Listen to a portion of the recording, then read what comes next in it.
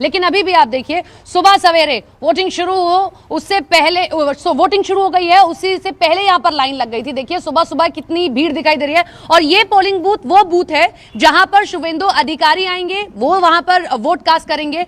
सुबह से लोगों में बड़ा उत्साह दिखाई दे रहा है और एक भरोसा दिखाई दे रहा है। रुबिका, जैसा हमने भरोसा बाकी बूथ्स पर देखा, कुछ वैसा भरोसा यहां पर भी दिखाई दे रहा है। सेंट्रल फोर्सेस लगी हुई है, लोग बड़े उत्साह से आ रहे हैं कि सुबह ही वोट अपना कास्ट कर लिया जाए। जो डर का माहौल दिखाई देता था, मैंने तो पहली बार पश्चिम बंगाल का चुनाव कवर किया है, लेकिन उससे पहले जब हम लोगों से बात कर रहे हैं तो उनका कहना है कि भाई इस बार हम आश्वस्त हैं। जो बूथ के वर्कर्स हैं वो भी कह रहे हैं कि इस बार डर का माहौल वैसा नहीं दिखाई दे रहा है। देखिए एक एक व्यक्ति की ऐसे चेकिंग की जा रही है, यही आश्वस्त करना था, यही चुनाव आयोग की कोशिश थी। नंदीग्राम आपने बिल्कुल सही कहा, एक रियल बैटल फील्ड बना हुआ है। मैंने नंदीग्राम में शुभेंदु अधिकारी से बात भी की थी। जैसे ही हम दाखिल होते हैं ना रुबिका नंदीग्राम में, तो जितने आप बैनर पोस्टर बीजेपी की नहीं देखेंगे, उससे ज्यादा जय श्री राम के देखेंगे। यहां पर उनका सबसे बड़ा मुद्दा यही था कि पलायन हिंदुओं ने किया था, हमें उनके लिए लड़ाई लड़नी है। पिछली बार मार्जिन उतना बड़ा नहीं था, लेकिन इस बार पूरी कोशिश है कि वो इस मार्जिन को आगे बढ़ा सके। यहां से चुनावी मैदान में लोग यहां पर कुछ जुड़े हुए हैं।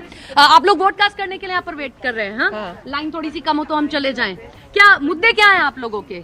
किन मुद्दों पर वोट करने वाले हैं कि ये मिल जाए? जय श्री राम। जय श्री राम। सबकी विकास है, सबकी विकास, सबके विकास। आपका? सबका विकास चाहिए, सबका विकास। जय श्री राम। जय श्री राम। जय श्री राम। देखिए यही एक संकेत है रुबिका, क्लियर नहीं बोला है, लेकिन जय श्री राम से आप बहुत सारी चीजें समझ सकती हैं। क्योंकि जिस तरीके से लोग यहाँ पर रहते हैं, उनका कहना है कि हमने नंदीग्राम में रक्त रंजित होती हुई धरती भी देखी है। कोई भी चुनाव ऐसा ही नहीं रहा है जब यहाँ पर हमने किसी तरीके की झड़प ना देखी हो। लेकिन इस बार हमारे मन में जो डर था उसे हटाया गया। जो केंद्रीय बल है वो यहाँ पर आया, हमसे लगातार बातचीत कर रहा है। वो ये कह रहा है, अच्छा एक चीज बताइए दादा, हर बार हमने देखा झड़प हो जाती थी, कुछ ना कुछ इधर से उधर होता दिखता था, कई बार नंदीग्राम में हुआ, इस बार तो डर नहीं है ना? कोई डर नहीं है। आप लोग सब घर से बाहर निकल रहे हैं वोट का? आराम से आदमी लोग दे रहा है वोट। हाँ। ठीक है, कोई दिक्कत नहीं है। हर बार डर रहता था थोड़ा बहुत, इस बार कोई डर नहीं है। कुछ डर नहीं है। आपके पास में केंद्रीय बल आए, उन्होंने कहा कि भाई आप लोग आराम से वोट कास्ट करिए, हम लोग खड़े हुए हैं आप लोगों के लिए, ये कोशिश है। ये देखिए ये और कुछ वोटर्स आ रहे हैं, कितना उत्साह है, बड़ा अच्छा लगता है रुबिका एक पत्रकार होने के नाते जब वोटर्स इतनी बड़ी संख्या में आते हैं। आप वोट करने जा रही हैं, खुशी है बड़ी है आपके चेहरे पर। आप फर्स्ट टाइम वोटर हैं क्या?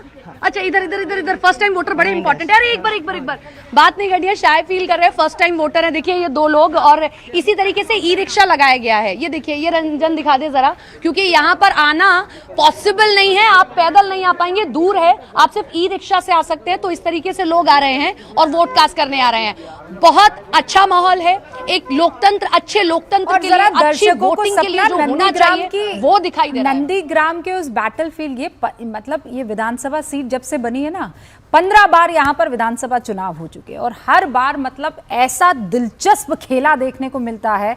यतेंद्र और अरुण भी इस बात को अच्छे से जानते हैं। आज जब पवित्र कर वहां पर मौजूद है, ये पवित्र कर कौन थे?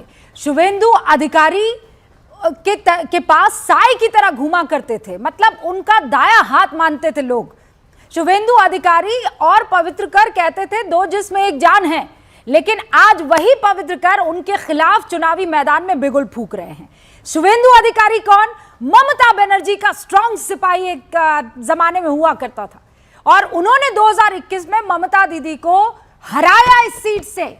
मतलब ये दबदबा कभी लेफ्ट का हुआ करता था, दीदी काबिज हुई, फिर उसके बाद बीजेपी यहां पर आई 2021 में, और अब 2026 पवित्र कर वो कमाल करके दीदी को ये सीट दोबारा दे पाएंगे, या फिर इस बार भी बीजेपी यहां पर गजब के कलर्स के साथ शुभेंदु अधिकारी के साथ चली जाएगी? ये जनता तय करेगी, हमें नहीं मालूम।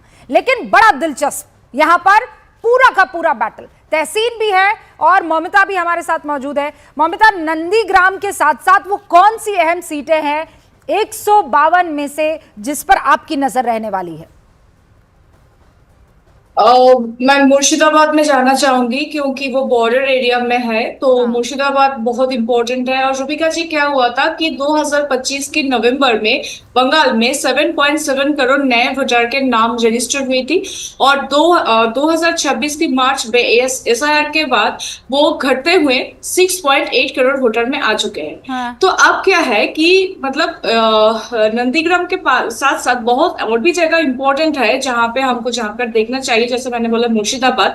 और क्या है कि कुछ जगह ऐसा है जब क्या बोलता है लाइक हावड़ा, 24 परगना, फिर कोलकाता, इसमें क्या हुआ था कि 2.37 करोड़ वोटर्स टोटल थे एंड आफ्टर SIR उसमें 38 लाख नाम बात हो गया था एंड उसमें अभी 2 करोड़ वोटर आ चुके हैं।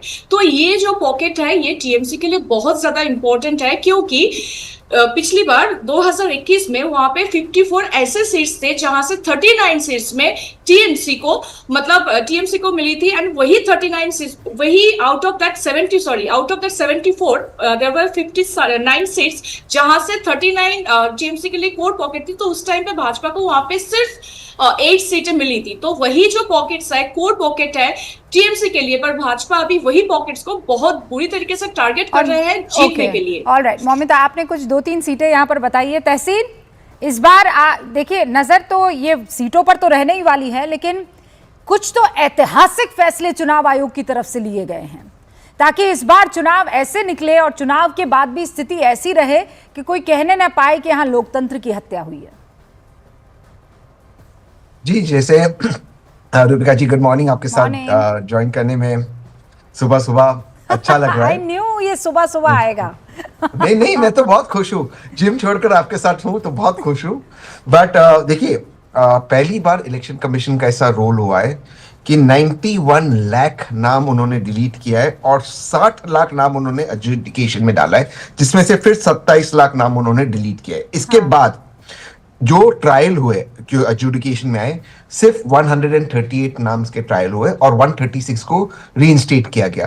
तो ये जो लोग हैं, अगर इस प्रतिशत लोगों को बाहर निकाला गया जो वापस आ जाते हैं लिस्ट में, तो कहीं ना कहीं इलेक्शन कमीशन ने मेरे हिसाब से पूरी तरह से एक बायस रोल किया है। जो इलेक्शन कमीशन की भूमिका है उस पर प्रश्न उठाना चाहिए, चाहे भाजपा जीते चाहे TMC जीते। क्या भारत में इस तरह से इलेक्शंस कंडक्ट किया जाए?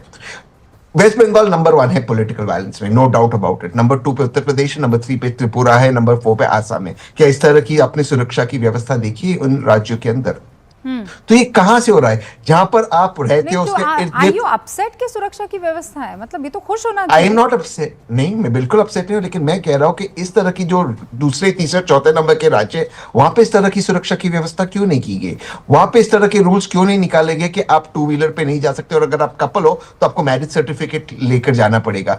इलेक्शन कमीशन की भूमिका नहीं। कल इलेक्शन कमीशन TMC के नेताओं को जेल में डालना चाहिए। इलेक्शन तो भूमिका किसकी होगी? वो तो चुनाव आयोग की होगी ना। पर वो भूमिका आप तो हर चीज को बहुत डिटेल में पढ़ लिख कर आते हैं। क्या आप ये नहीं जानते हैं कि पश्चिम बंगाल में जब जब चुनाव हुए हैं, मतलब अब तक अगर चुनाव आयोग ने बहुत स्ट्रॉन्ग कड़ा फैसला लेकर ये 2500 कंपनियां नहीं पहुंचाई होती, मैं बता रही हूं गारंटी के साथ, 7:30 भी अभी नहीं बचे, 2 मिनट बाकी है तहसील, मैं 2 ब्रेकिंग पढ़ चुकी होती। हिंसा की खबर। ये मौमिता से पूछ लीजिए और आप भी ये बात जानते हैं।